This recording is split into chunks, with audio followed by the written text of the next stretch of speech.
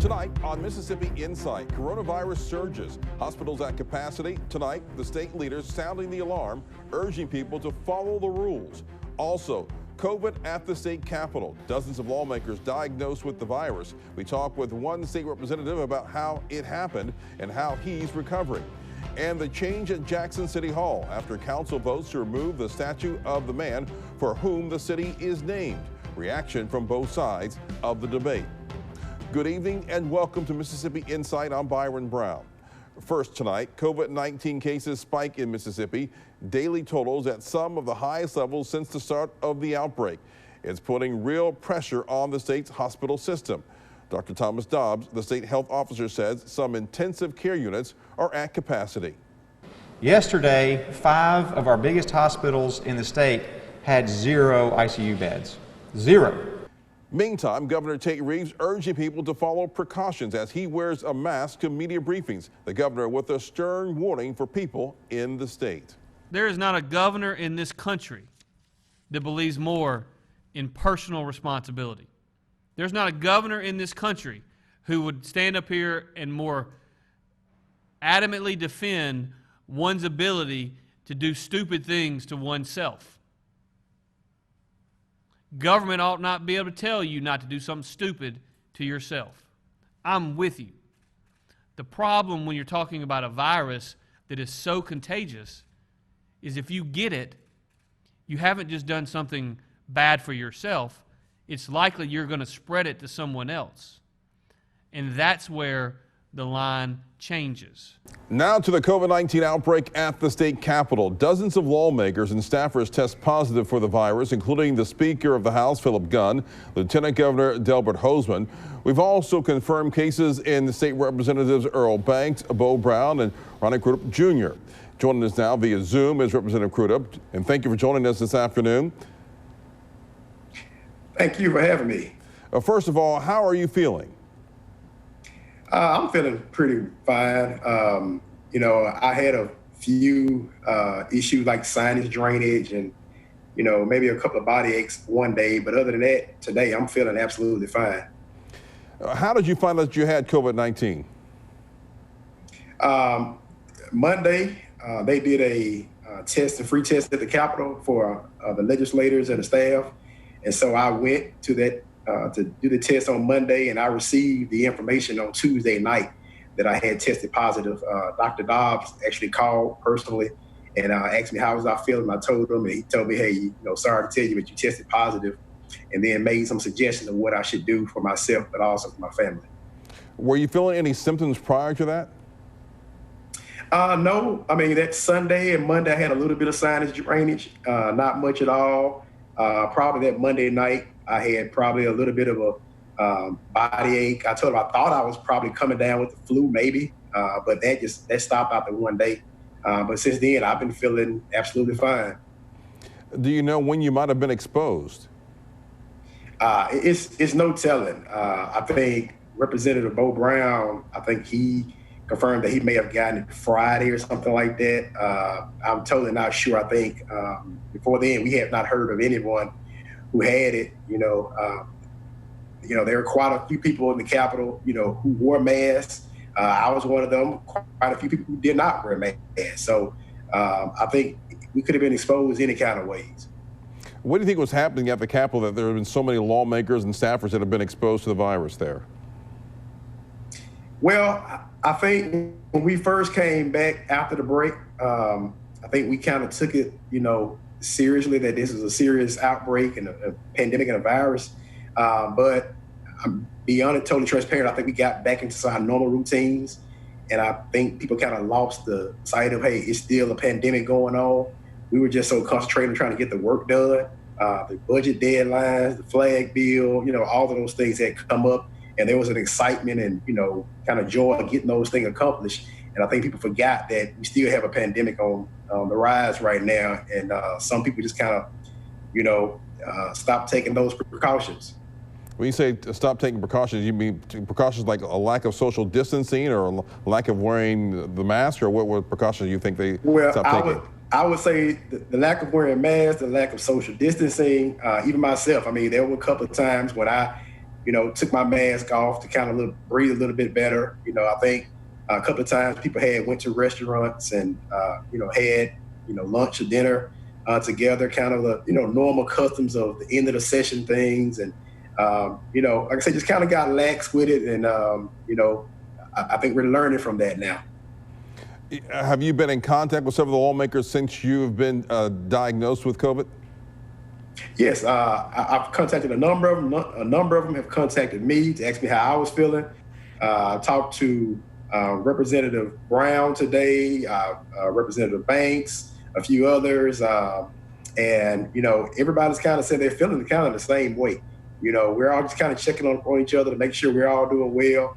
I'm hearing some that are still having a little tougher time than I am, and but yeah, I'm hoping that we're going to pull through this, and I hope this will be a lesson learned from a lot of us that we got to make sure we keep doing what we need to do to make sure we keep ourselves and our families safe. So what are you doing right now as far as keeping yourself and your family safe for the next 2 weeks? So I'm quarantined right now in my office, my room, from just doing what the doctor told me to do. I'm, staying away from my family. My family did go and get tested today. So they are hoping to hear back in the next few days on what they need to do, but they're kind of quarantined and also not going anywhere. I have been instructed to still go outside, periodically to kind of get me some exercise, some sun.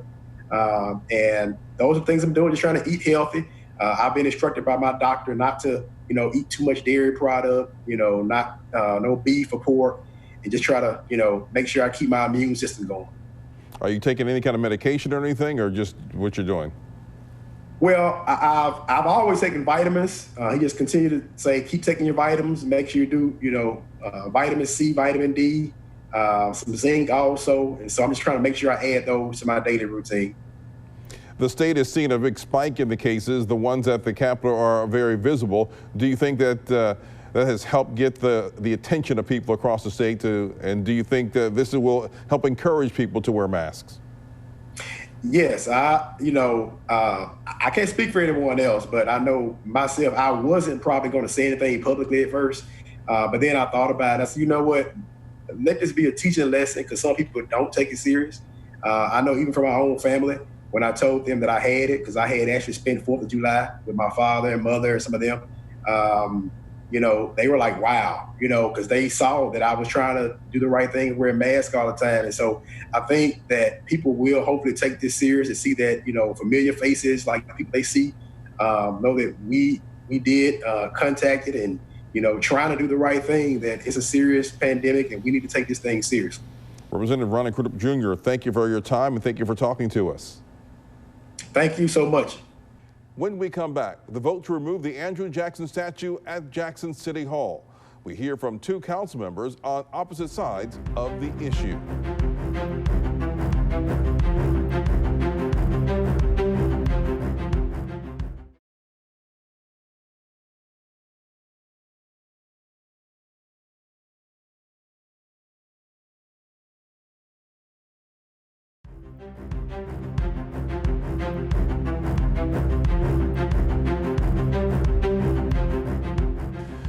One week after Mississippi's state flag came down, there's now a push to remove a longtime statue in the city of Jackson. City Council voted this past week to remove the Andrew Jackson statue outside City Hall. Among those voting in favor of the move, Councilman Aaron Banks. Councilman Banks has joined us via Zoom.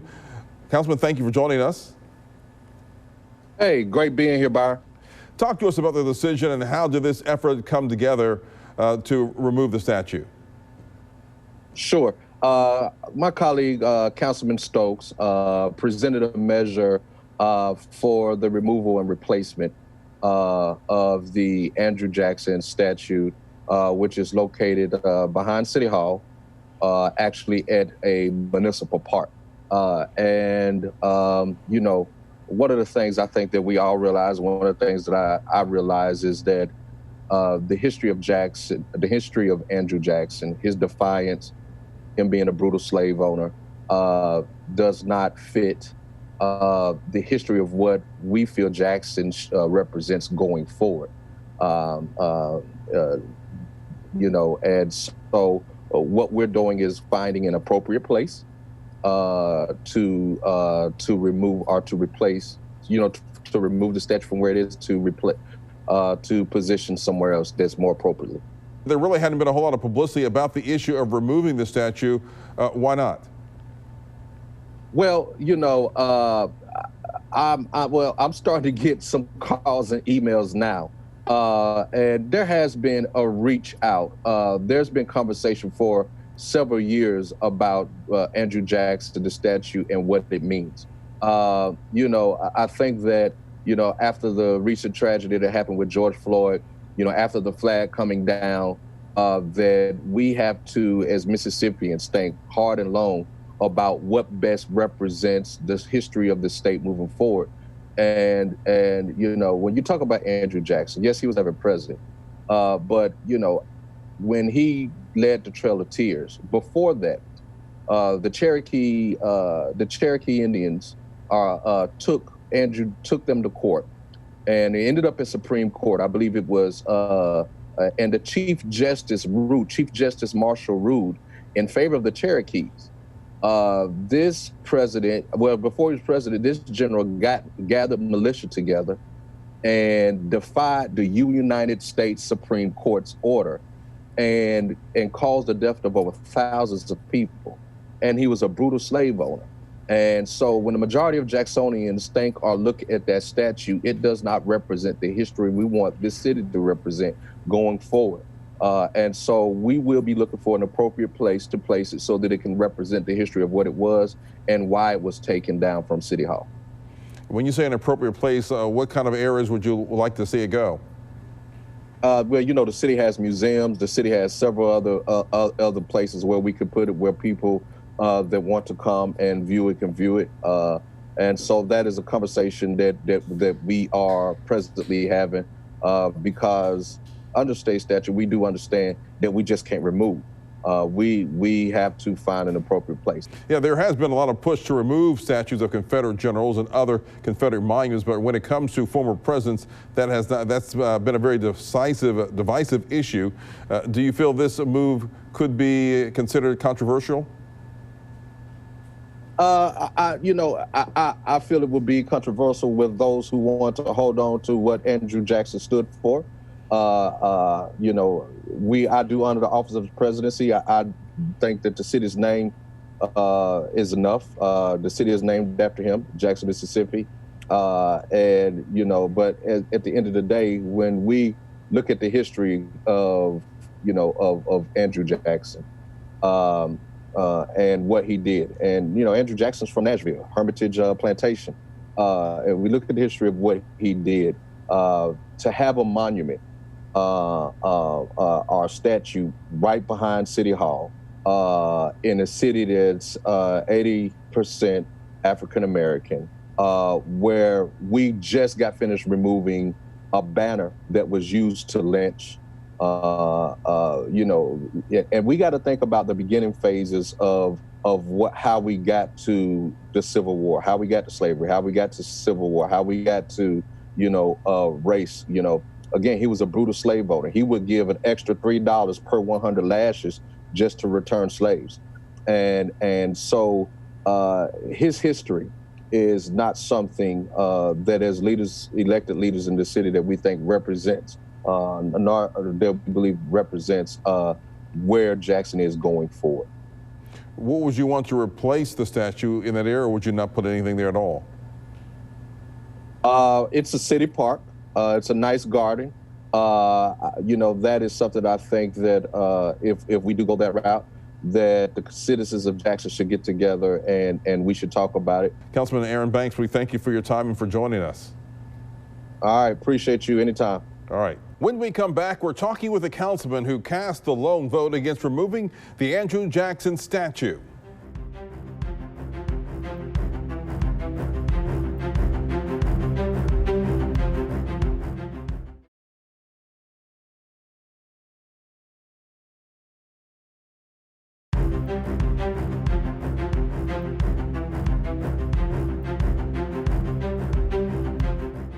The vote to remove the Andrew Jackson statue passed by a vote of 5-1.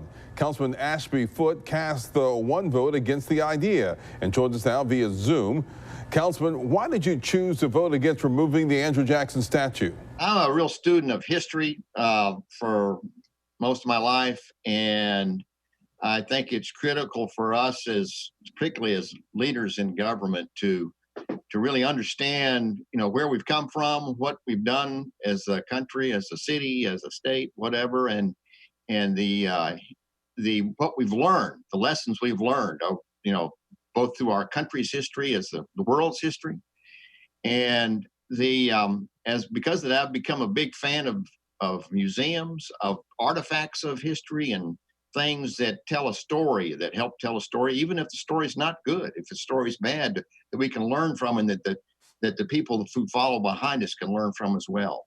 So I see statues. I have I just have followed statues, enjoyed statues as for the stories they can tell, the historical stories they can tell. And I have the real problems with the cancel culture, where people say something that might be inappropriate or taken the wrong way, and next thing you know, they're fired. Or all the statues that have been torn down over the past, 3 or 4 months really bother me a lot. And so I just, I'm not comfortable with the cancel culture and trying to erase history, even the bad parts of history. I mean, look at all the money the state spent on the Civil Rights Museum, which I think is a great thing. And that story needs to be told. And it's not a fun story to hear. It makes you uncomfortable. But sometimes being uncomfortable is where you learn the most. I realized I got outvoted. I know that I was going to be in the minority on the vote. But that was a position I took, and I still feel strongly about that I'd like to see more statues. Statues. The mayor's mentioned a statue of Medgar Evers. I'm all in favor of that. I think that'd be great. He's an important character in Mississippi's history, and I think that would help people realize just how important he is, to have a statue somewhere, the appropriate place for him, and other people, whether it's James Meredith, other people like that. I think it's great. And Councilman Banks said Andrew Jackson's history as a slave owner doesn't represent where Jackson is now. One of the lessons I think to takeaways from Andrew Jackson, because he was had many, many flaws. I don't argue that point at all. But he was a transformative character during his time in the early part of the 19th century, of the 1800s. He was the founding driver of the oldest political party that's still involved in politics today, the Democratic Party. That's the oldest party in the world. And he was the founding father of that party. That needs to be something that children and adults appreciate. Not that they're necessarily in favor of him, but he did have a big impact on those early years in the United States. And so I know he had many despicable characteristics, but I think as a historical figure, we need to be aware of those and learn what we can from him. And I think, if anything, it tells us how far we've come from those days. Well, now that the statue is voted to be moved, where would you like it to be moved? I'm open to I'm looking forward to see what people say. I don't have an opinion on whether it should go in one place or the other. So I'm looking forward to seeing how things are approached in the meeting, what's brought up. I tried to get in touch with Katie Blunt, who is the head of the Archives and History Department, and I did talk to one of the past board members about that subject, but I don't have a particular opinion on where it might go. Let's switch gears to where we are as far as COVID-19. Hinds County leads the state in cases. Governor Reeves just calling for a mandatory mask order for 13 counties, including Hinds. What are your thoughts on the spike right now? Well, I'm glad to see that nationally the daily deaths have dropped significantly over the past month or so.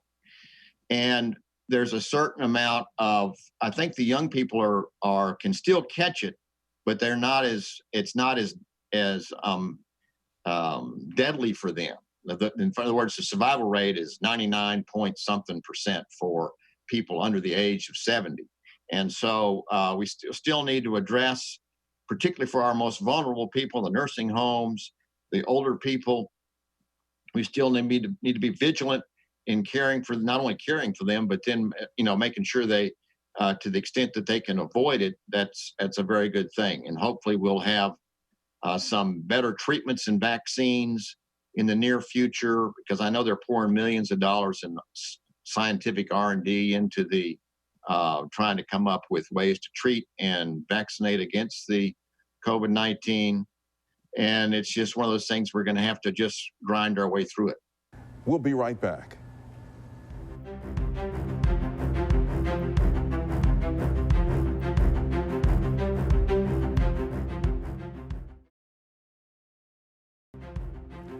Thanks Representative Ronnie Crudup Jr.